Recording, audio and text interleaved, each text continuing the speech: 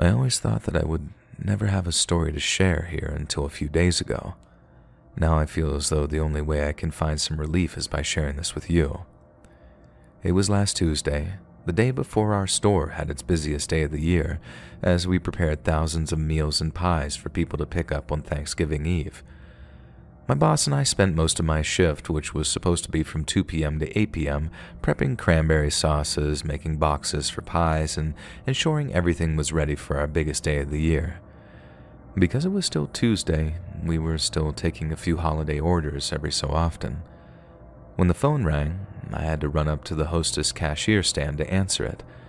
I had just finished speaking to an extremely rude lady telling her that we wouldn't be able to make a pie for her in time when I heard many guests along the booths near a big wall of windows gasp and start running from their seats. I looked out the window and saw a small plane coming straight from my building. The engine appeared to be completely dead, and it was silent. Dread filled my body as I didn't know what to do. The plane was headed straight for the windows, and there were many people and children sitting near the window. All of a sudden, there was a loud crack. Not even a boom, just a crack, and the floor shook hard. I stood back up from crouching behind the stand and peered out the window. The plane had crashed into a car, which then exploded. My boss immediately ordered everyone to evacuate while my coworker and I grabbed the employees' purses and belongings. Walking out, I saw a man lying on the cold concrete, engulfed in flames. His face was so badly disfigured that I couldn't even tell that he was once a person, and I can't even begin to describe the mix of emotions I felt while looking at him: sadness, overwhelm, and even guilt. The car that stopped the plane from crashing into my restaurant happened to be my boss's car, which was completely burned up at that point. It terrifies me to think that I usually parked where the plane crashed, but by some stroke of luck, I had decided not to that day. I watched the news for days, trying to get any information I could about the plane and the pilot.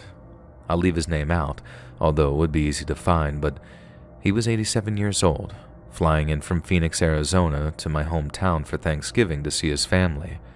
The small airport less than a mile from my work had its lights off at around 5:30 p.m., and the man couldn't see the runway because it was dark.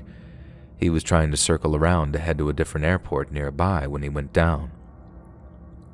This entire situation has been overwhelmingly traumatic for my restaurant and its workers. I can't even imagine how his family feels. It breaks my heart to know that he was only 2 months away from his birthday and had recently won an award for 50 years of safe travels. Since this happened, I've been back to work once. There's a huge spot of ash on the ground in front of my work where he crashed, as well as smoke on the building from the huge flames. I know that with time, it'll wash away, but the pain and suffering of what happened will never fade. There will always be a small reminder that a man died in a horrific accident just a few feet away from my workplace.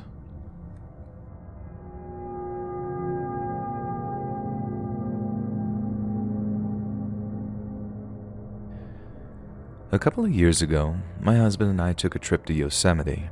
We stayed outside the park in El Portal. One evening, while we were driving back from the valley, I noticed the headlights caught what appeared to be somebody lying down on the side of the road, with both feet pointed towards the street. I told my husband that there was a person lying in the pitch-black darkness on the side of the highway. He knows I love my true crime, and he was absolutely certain that what I had seen were just trash bags. I was so certain that I just kept saying, "No, I saw a body. I know that was a person." We made our way back to the hotel, and as we were about to park, my husband looked over at me and said, "Are you really sure about this? Do you want to go back?" And I was desperate. "Yes," I said. As we drove by again, I saw the feet. I had my husband turn the car back around and yelled at him to stop the car. He rolled down his window and said, "Are you okay?" And there was no answer. One more time, even louder. Suddenly, a woman, dressed in all black, sat up. She was wearing a nice down jacket, black pants, and had her purse and 3 water bottles. Her makeup was done nicely and she seemed very sweet. I could tell my husband was in absolute shock. I asked her where she was headed, and she said that she was trying to get to the Chevron station up the road, and her mom was going to meet her there to pick her up. This woman looked to be in her late 40s. I knew something weird was going on because where we found her, the Chevron station was still another 7 miles away. She said in her mind she thought it was only about a mile from her hotel and she could walk it. We offered her a ride and she climbed into the back seat, not before I grabbed a thick scarf to wrap around my neck and pepper spray. As we drove, we tried to ask her questions, just chit-chat. I asked why she was laying on the side of the road. She said that she had gotten tired of walking and just laid down, ready to give up. It was winter and she had no hat or gloves with her, and I could tell that she was very fragile. Once we arrived at the Chevron station, she thanked us, got out of the car, and sat on a bench in front of the closed Chevron station store. We offered to stay with her until her mom arrived, but she said she'd be fine. I reminded her that there was no cell reception in the area and triple-checked that she didn't want us to wait with her. We drove back to our hotel and noticed that there were now 2 police cars in the parking lot. They had not been there the first time we arrived back from the valley that evening. I told my husband I knew that they had to be there for that woman. I calmly walked over to one of the cars and asked if they were looking for a missing woman. The officer told me that they were and asked if I'd seen her. I explained the situation and I really felt like something very bad had happened to her. He thanked us for picking her up and giving her a ride. He couldn't tell me what had happened, but thought that her leaving and going somewhere else was a smart choice. I asked that he go check on her at the Chevron station just to make sure that she's okay and that her mom did finally arrive. I realized that whatever happened was at the same hotel we were staying at. That evening, I looked at the police log and found that a domestic violence dispute had broken out at the hotel.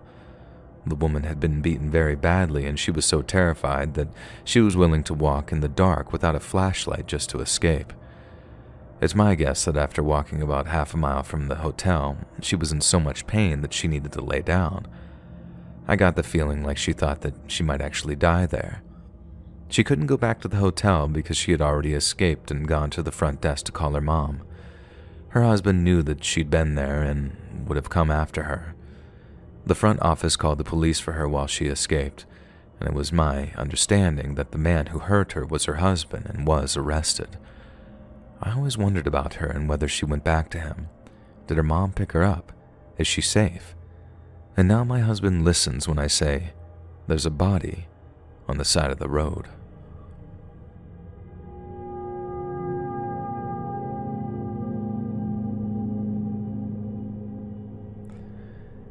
It was early 2020 and I'd just gotten a new job in a small town near my area. While looking for a place to live, my sister offered to rent her house to me.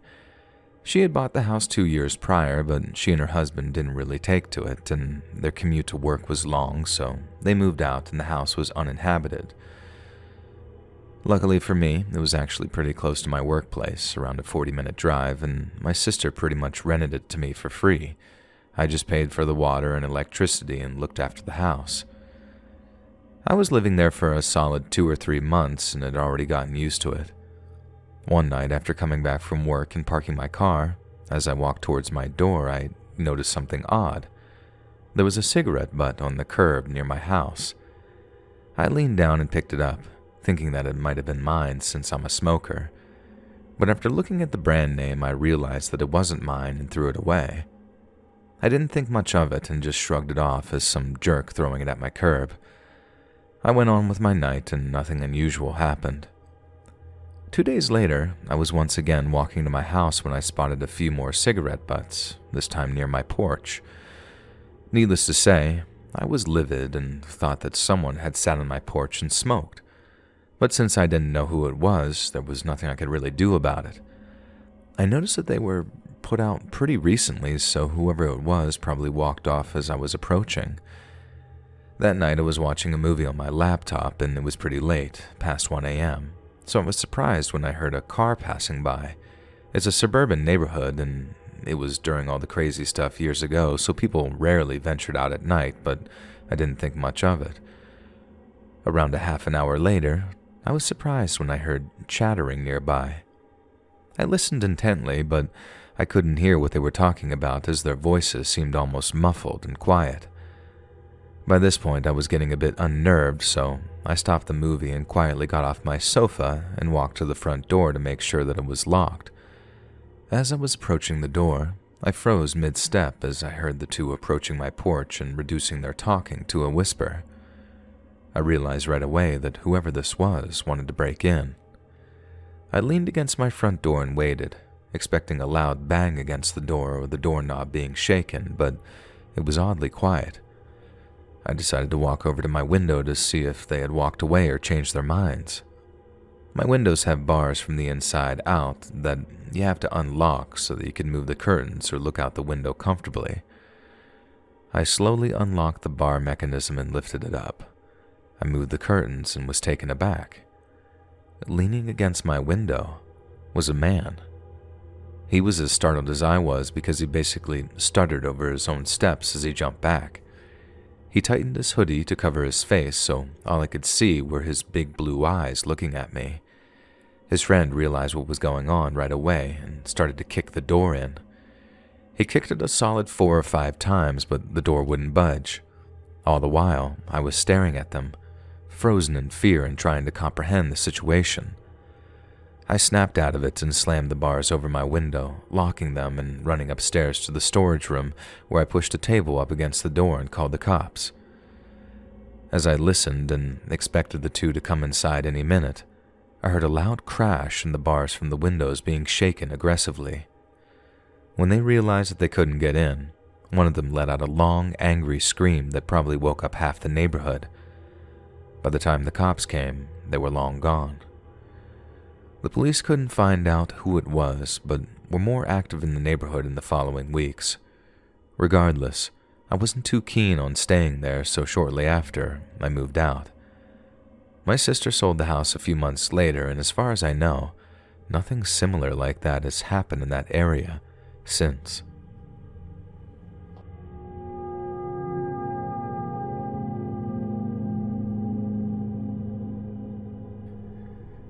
Back when I was 17, I lived alone in a small unit that was part of a divided house.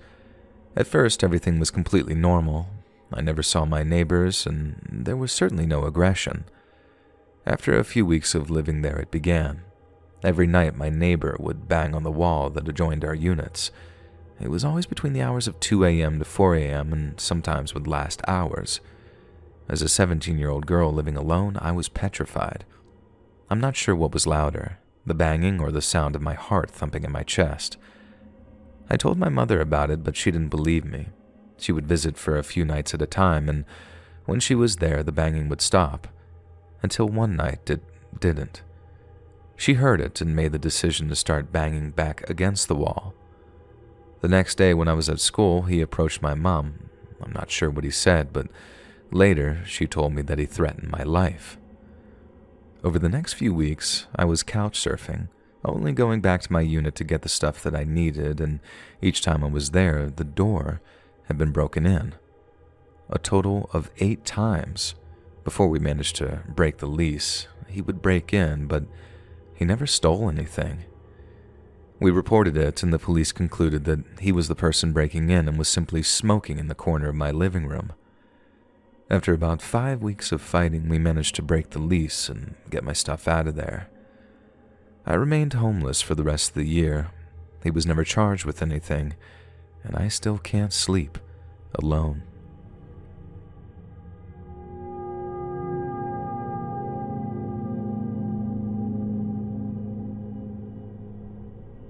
This story takes place a few years ago when I, a 22-year-old male, was 17 to 18, and I was still with my ex-girlfriend.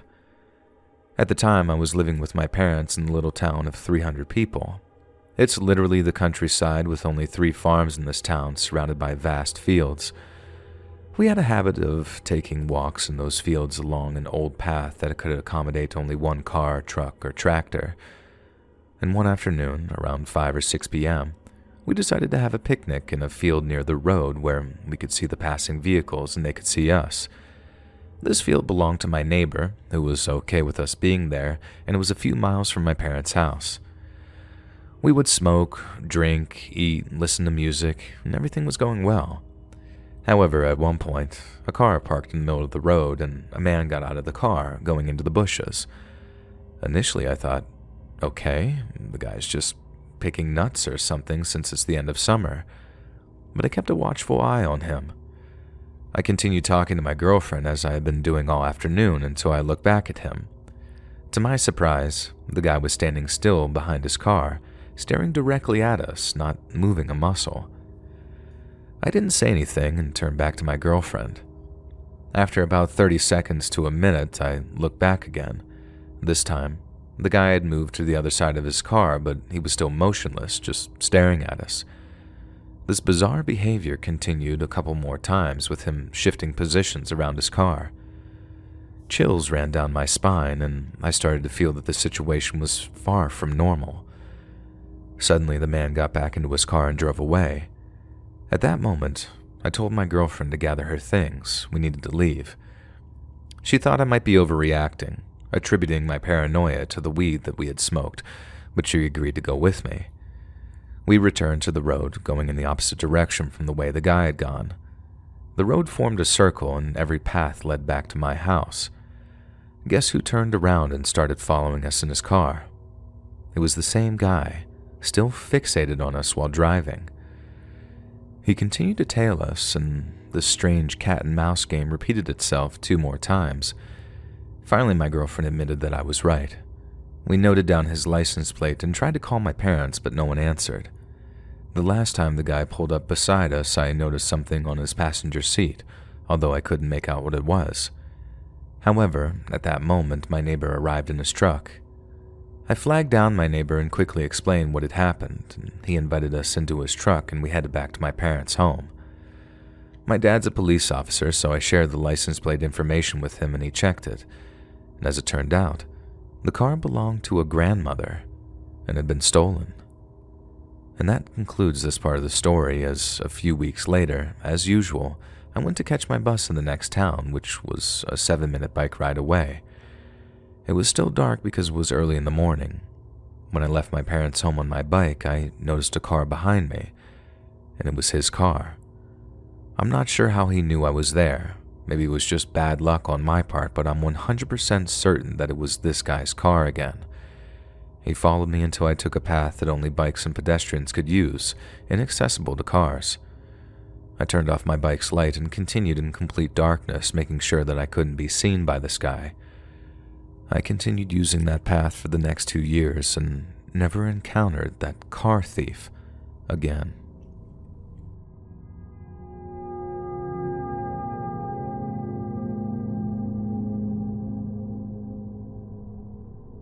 I was backpacking in the Balkans, southeastern Europe, and as I wanted my trip to last long but didn't have much money, I'm from Hungary and the salaries here are really low, I had to sacrifice comfort many times, such as staying in hostels, eating cheap food, and using questionable public transport.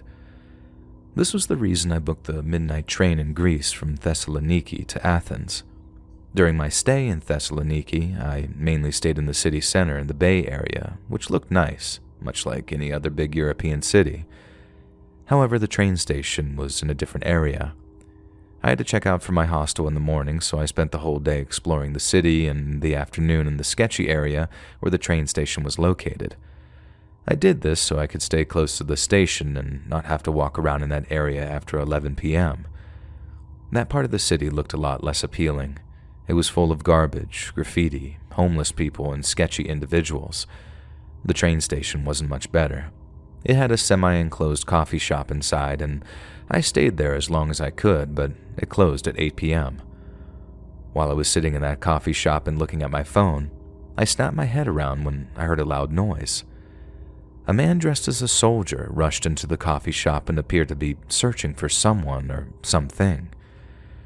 The coffee shop was small, with only 5 or 6 tables, and I was the only other guest besides him. He saw me but didn't do anything. Instead, he went to the counter to order. He spoke loudly, even though it was relatively quiet there. I found it weird but didn't think much of it, especially because he was speaking in Greek, which I didn't understand.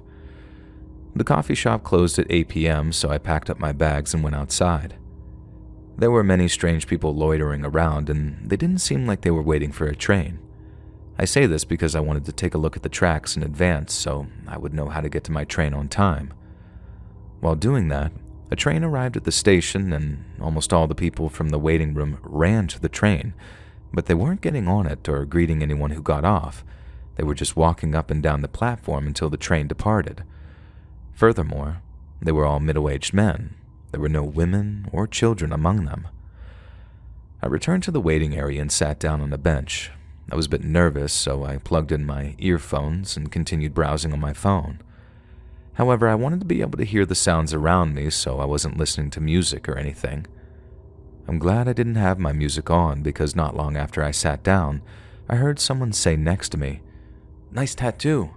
Is it from Up?" I knew that they were talking to me because I have a tattoo from the movie Up on my forearm, so I pulled out my earphones and looked next to me. It was the soldier from before, and it was weird that he started talking to me in English automatically, considering I had a small Hungarian flag on my backpack indicating that I wasn't Greek. I replied to his question and we started talking. At first, the conversation was pretty normal. We discussed tattoos, movies, and then traveling. However, when I mentioned that I wanted to visit Macedonia on this trip, it became more political and heated, discussing Greek politics and the relationship between Greece and Macedonia very angrily. Throughout the whole conversation, he acted a bit strange. I can't explain why, but there was something off about him. Initially, I felt relieved that I was next to a soldier in this very sketchy place, but after a while, I started to question if he really was a soldier, or just pretending to be one because he was acting creepy. He constantly checked his bag, but only from the outside, and it looked like there was a long object inside it, which may have been a gun. But if he really was a military person, it might have been normal, and I didn't know Greek laws regarding carrying weapons off-duty. Carrying guns in the street is not normal in Europe. And he asked me if I was traveling alone and how long I planned to stay in Athens. I answered honestly, saying I was alone and didn't plan to stay in Athens for long because I intended to catch a ferry from there. He then repeatedly asked if I'd like to stay at his place for free, but I declined each time. Then the speakers came on, announcing that the train to Athens would be arriving soon. So we got up and started heading to the tracks. He said he needed to retrieve his luggage from the storage area, which was right next to the steps leading to the train tracks. He took out a big, old, heavy suitcase from there, and it looked like he was struggling with its weight. Then he loudly slammed the metal door of the storage area for no apparent reason, drawing the attention of everyone around us. It was extremely loud, and the entire station could hear it. Afterward, we started walking up the stairs, but he suddenly said he needed to use the restroom and asked me to wait with the suitcase. He didn't even wait for my answer and quickly ran back to the waiting room. This was really odd. Why would he trust a stranger with his luggage and just leave it with me? I stood there for a few minutes contemplating whether I should just leave his suitcase there because I was afraid of missing my train.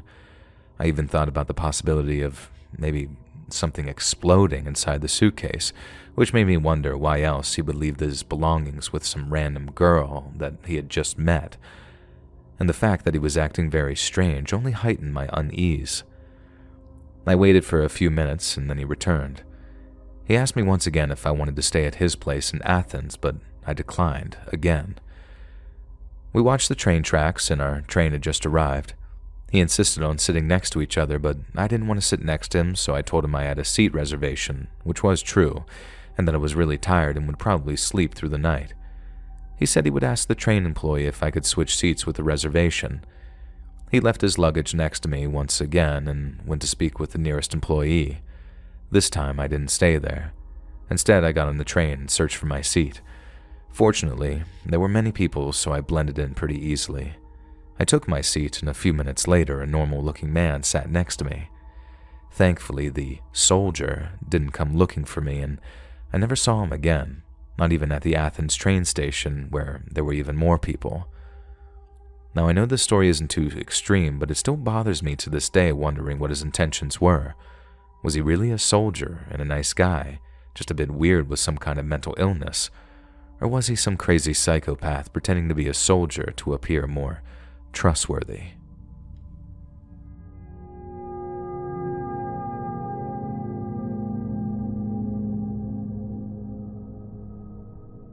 In June of this year, I moved out of my parents' apartment as I finally got a steady job and longed for some sort of freedom. I looked for affordable apartments in my city and found one that's a 2 to 3 minute walk from my parents' apartment, and to me, it was perfect. I'd get to live alone and my parents would still be nearby so I could visit them whenever I wanted or pop in to have some breakfast with them. The apartment itself is great. It's not really much to look at, but for a single male, it's more than enough. My apartment has a long corridor connecting each room together from the sides, with my front door at the start of the corridor. My bedroom is the second room on the left, but since the walls are pretty thin, you can literally hear people in the apartment complex, talking, etc. from my bedroom and any room for that matter. Last week, I came home from the pub after meeting up with a few friends. It wasn't really late, around 10:15 or 10:30-ish, and I had the day off. So I took a shower and hopped into bed to watch Netflix. It was probably around midnight when I heard a faint knock coming from the front door. I stopped the show that I was watching and listened for a minute or so, thinking that it was my mind playing tricks on me. I continued watching Netflix when, once again, I heard a 2-motion knock on my door. I sat up from bed, went to the door and looked through the peephole. Sure enough, it was pitch black. I once again shrugged it off and went back to my room, but before I could even sit down properly, I heard a slightly louder knock-knock. At this point, I thought it was my friends playing a prank on me, so I called my friend and asked if he was knocking on my door, and if he was, it wasn't amusing. He paused for a second and said, "Dude, I'm at home. I gotta be up at like 7:30. I believed him and hung up the phone. I was talking pretty loudly, so whoever was knocking probably heard me, and as soon as I hung up, I heard another knock. At this point, I was pretty angry, so I walked to the door, looked through the peephole, and saw nothing again. I then unlocked the door, took a peek, and closed the door and locked it. Me being angry and a bit intoxicated, I decided to wait and catch whoever was knocking. So I spent a solid 10 minutes silently looking through the peephole before being a bit startled as someone put their hand over the peephole and knocked again. I immediately started unlocking the door and ran out to the apartment hall. I heard someone booking it down the steps and heard him supposedly leaning against the wall as his jacket brushed it. So I ran a few steps down before realizing that whoever this was waiting behind the corner to get the jump on me. I hurried back inside and called the cops. They were there within a few minutes and scanned the building and street, but couldn't find anyone. They told me that it could just be some kids pulling a prank and to never run after someone. They kept a patrol car around the entire night and the knocking ceased. It could have been some dumb kids being dumb, but the part that gave me the creeps was the fact that whoever it was ran down the stairs and stopped behind the corner. He didn't keep running. If it were some pranksters, I find it more likely that they would have just kept booking it. As I said, it's been a week and the knocking stopped. It kept me on edge for a few days because I just expected to be jumped by someone when walking into my apartment, but so far, nothing has come of it.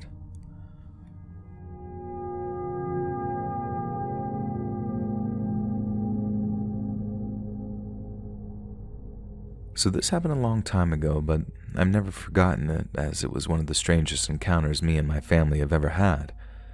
One time as a child, I went with my family to the grocery store. It was our monthly trip to stock up on groceries, so we were going to be there a while. I was about 12 at the time, so by the age that I had a good understanding of how to read people. We started in the produce aisle, and suddenly a strange man caught my eye. He was standing awkwardly close to us, sort of fake browsing the vegetables. His body language seemed very off, though. He was standing with his back to us, but something seemed strange about the way that he was positioned. As we slowly moved down the aisle, he would slowly rotate so his back was always facing us. As we got a little closer, I could tell that he was wearing those see-behind glasses, those gimmick sunglasses that have hidden mirrors on the inside of the lenses so you can see behind yourself. He had a dirty gray zip-up jacket and long, dark, messy hair, and he had to be in his mid-40s. Our shopping went on, and wherever we went, I would see him standing there, staring at me from across the store. He would keep his distance from us, but he was always within eyesight no matter where we were in that store. About 30 minutes in, my mom still hadn't noticed it, but he was starting to really creep me out. My mom didn't believe me at first when I told her. Eventually, we got to the refrigerator aisles, and this is when it got really weird.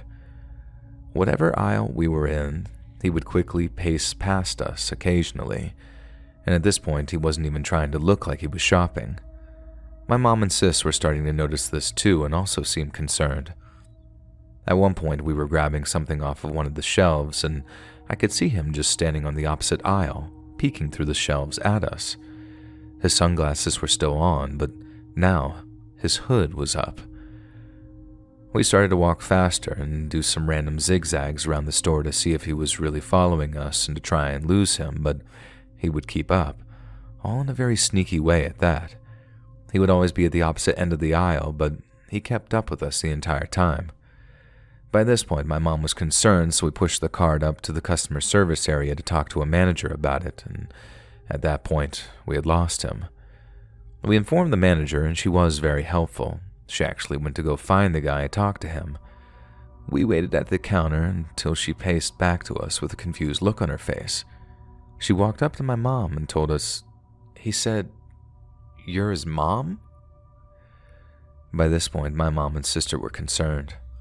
The manager rang us up and said that we should leave, and then they will escort the strange man out.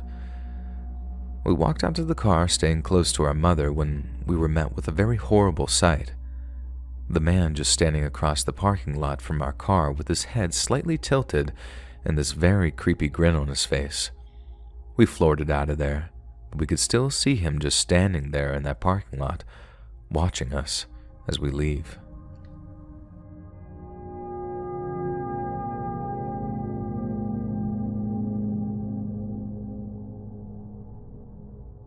I have contemplated telling this forever because it sounds so not real, but I love this sub so much, so I decided to share it here. When I was in high school, I worked at the local Pizza Hut, and I was a closing server. So after closing down the salad bar and mopping, I got out of there pretty late. I had this ritual of texting my dad when I was almost done to let him know that I was almost home, but mostly it was to test and see if him and my mom were awake or not. If they weren't, I would take the long way home on the old country roads. I lived on a dog breeding farm 20 minutes outside of town, and I would smoke a joint or two and just kind of jam out. One particular night, I decided to do this, and I was riding along a back road about 3/4 of a minute from my house, and this is a road that I knew very well.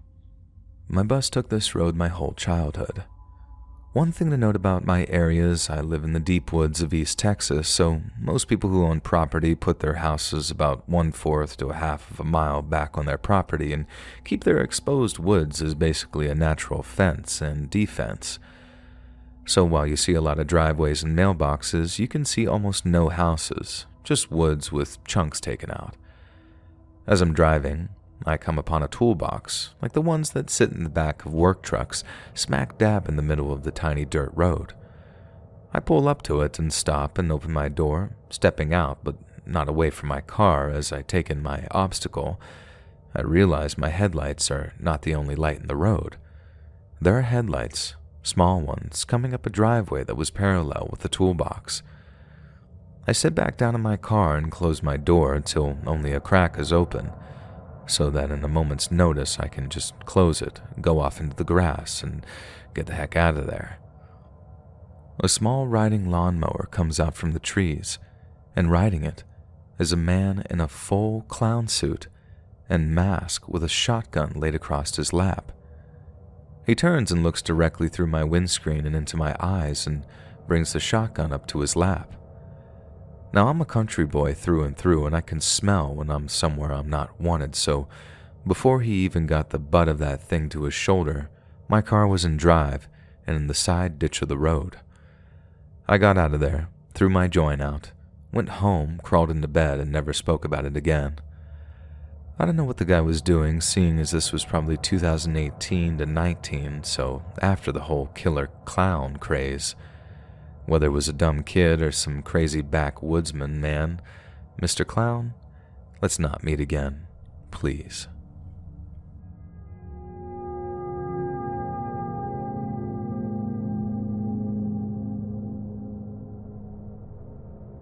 For some context, I need to explain how transportation works in the area where I live. You see, where I live, public transportation is absolutely terrible. There's only one, not very reliable public bus that takes you in and out of the residential area, and it's quite a long walk to the bus stop. So the people in this residential area came up with a sort of cab system where you pay per seat. Each of these cabs can accommodate up to 4 people, and a little under a year ago, they decided to identify these cabs with a sticker that has a number indicating that the car is part of the cab service. Additionally, the drivers must have an ID with the cab service information. A couple of times, men have tried to offer me a ride. I do my best to ignore them, but sometimes it can be a little scary. The part of the residential area where I live is somewhat isolated, so not many cars or people pass through there. I have to walk alone from my house to the cab line or bus stop. On one occasion, a couple of months ago, I was walking from my house to the stop wearing headphones, so I wasn't paying much attention. My first mistake. A car pulled over next to me, and this wasn't all that strange because I've been using this cab service for a while, and many of the drivers know me. If they see me, they often pull over so I don't have to walk all the way to the stop. The driver said, "Hey, are you going to the destination?" I said yes, and got inside the car without checking the windshield for the ID number, my second mistake. This is when alarms started going off in my head. First, the cars in the cab line tend to be older without AC, but this was a newer car, and when I got in, he locked the doors and turned on the AC. At this point, I finally realized that this wasn't one of the cabs, but a complete stranger. He began to ask me personal questions like my name and exactly where I lived. I responded very vaguely with my heart beating fast. I was starting to panic, so I texted a friend my location and told him to call me as soon as possible. By this point, we were close to the destination and this guy was not slowing down, about to pass the stop. Then the call came through and I started to talk to my friend as if he were my boyfriend, saying, "Hey baby, I'm almost there. Wait for me, we'll go together." My friend was really confused, but when the man heard my conversation, he suddenly stopped the car saying, "Sorry, I was so entertained talking to you that I almost passed the stop. Maybe we could see each other again sometime." He unlocked the car and I bolted out without saying much. After that day, I became more aware of my surroundings and tend to only get inside the cabs at the stop unless I clearly see the car's ID. A couple of my friends said that I was overreacting, but it still scared the heck out of me. Now fast forward to today, I was walking from my house to the stop, no headphones this time. When I was halfway there, a car started driving slowly next to me. I kept on walking and the older man driving it started talking to me. "Are you Alicia's daughter? Do you live around here?" I responded that I wasn't and continued walking. He insisted, saying he was a neighbor and that he could give me a ride. I replied again that I wasn't interested and didn't want a ride. Mind you, my mom wasn't named Alicia, and she's been dead for over a decade. My grandma, who people sometimes confuse for my mom, is also not named Alicia either. He kept insisting, and I began walking faster, approaching the stop where there were more people. At this point, the man became angry and started to yell at me, saying that this was the last time he'd be nice to me and offer me a ride. Then he just sped off and left. Finally, I reached the stop and got inside a cab that took me to my destination. When I got to work, I told my boss, and she said, "Oh, thank God you kept walking. You could have been kidnapped." Well, yeah, that was my morning. I really need to get a car.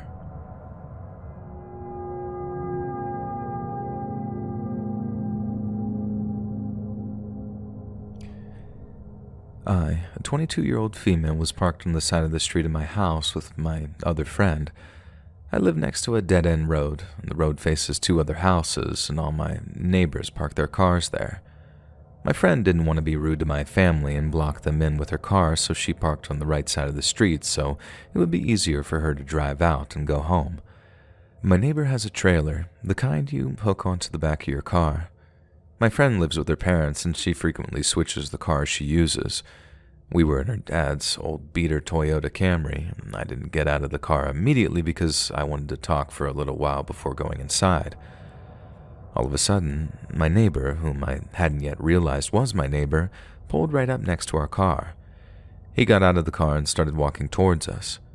I know we made the wrong decision when this happened, but we were afraid. It was after dark, and we were both girls, while he is a heavy-set, bald white man, just to give you a description, so my friend reversed and got out of there. Her intention was to drive somewhere and wait for 10 or more minutes before finally dropping me off because she didn't want me walking inside alone while he was still there. I agreed, so we turned onto the street to leave. And that's not what happened. What did happen was right after we turned, we saw another car. We initially thought it was just another car until we realized that it was the same guy in the truck. We proceeded to drive across town trying to lose him. He honked his horn, turned on the high beams at us, and drove aggressively behind us the whole time. My friend somehow managed to drive safely the entire time this was happening. She is incredibly skilled. We called the police soon after he started chasing us. My friend started driving towards the police station while we were on the phone with the operator. We pulled into the parking lot of the police station, and he even followed us in. We drove in circles around the parking lot about 3 or 4 times. He waited on the other side of the parking lot, attempting to hit us with his car, and he continued this until an officer showed up and blocked him in. Then we both parked and started talking to the officer. Apparently, because we were in an old beater car and we were parked behind his trailer, he was convinced that we were trying to steal stuff from him. He was still screaming when he was parked and the officer was talking to him, and the officer told both of us that it was a misunderstanding and told us just to go home. We went back with my friend's mother to the police station to ask about having officers patrol the area for a while. I'm currently in my house, and this happened in the evening around 10 p.m. My neighbor got off with a warning, and he lives in the house right next door. I don't think I'll be sleeping tonight. I know I can't really do anything because he does live right there, and I'm afraid to press charges on the chance that he might get violent. I don't know if he actually thought we were going to steal from him, if he's on drugs, or maybe he's just crazy, or both.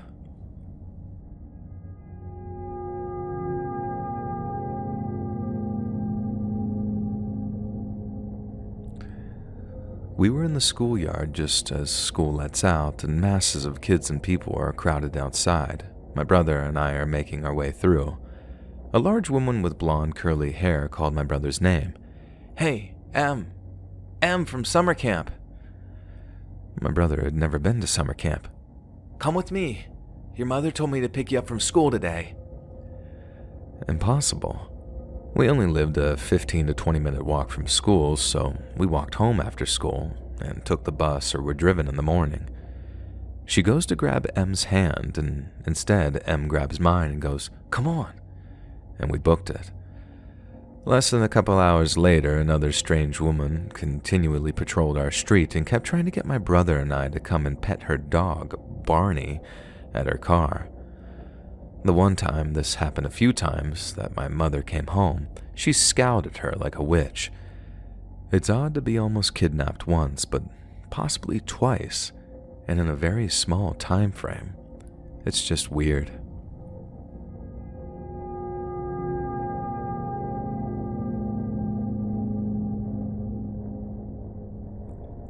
It happened today, about 2 hours ago. I got a ride home from my university, and as I sat in the car, the driver rested his elbow on the front passenger seat and kept moving it back. I felt extremely uneasy as he was getting ready to touch me. After about 10 seconds, we stopped at a traffic signal. I told him that I needed to get off because I had forgotten something at my university, and he replied, "No, ask someone else to go get it for you." I insisted, saying, I can't. I need to go get it myself from my professor." Then a homeless person approached the car and he aggressively told her to leave. Another beggar came and instead, asking me to close the window, he aggressively started closing it himself, touching my knee. I told him to just drop me there and I could walk back to my university.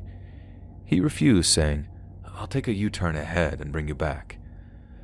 And those were the longest 3 minutes of my life in that car.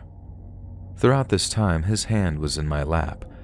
The sad part is that I called my mom to let her know that I'd be late, and once I got home, she started blaming my clothes that I was wearing. When I asked how my dress was not appropriate, she blamed my long legs.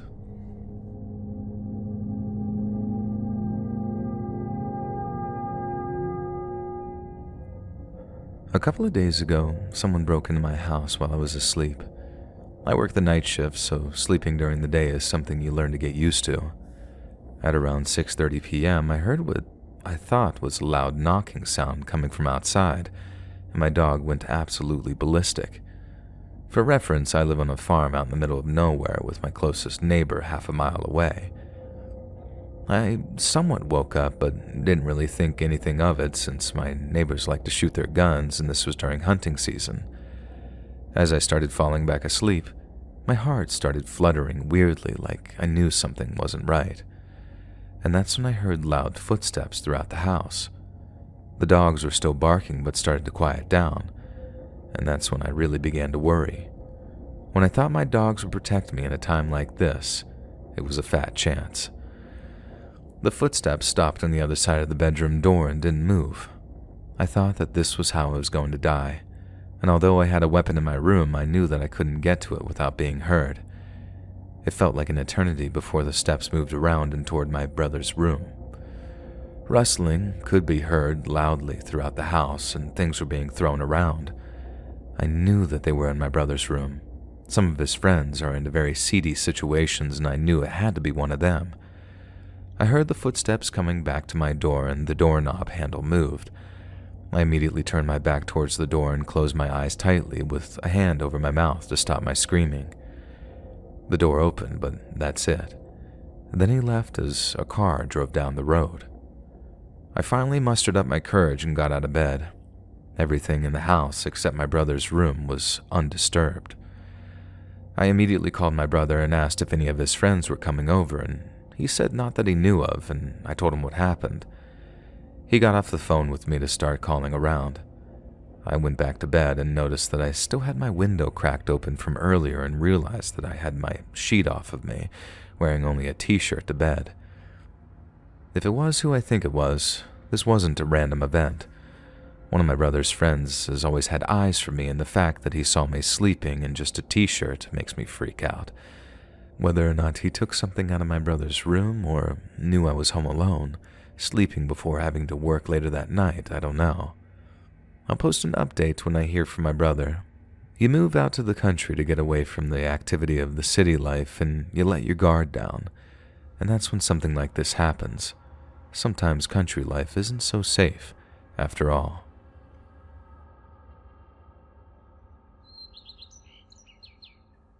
Hey friends, thanks for listening. Click that notification bell to be alerted of all future narrations.